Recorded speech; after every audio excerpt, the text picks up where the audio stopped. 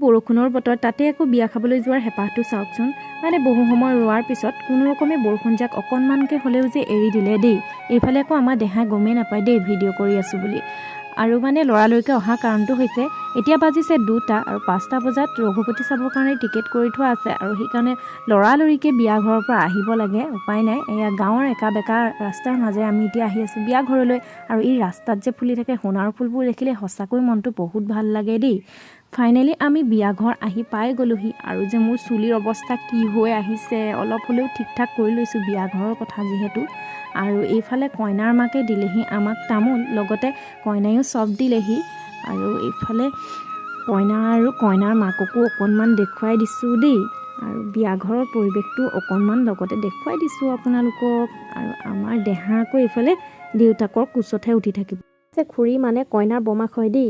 এজনী বাক বহুদিনৰ মূৰত লগ পালোঁ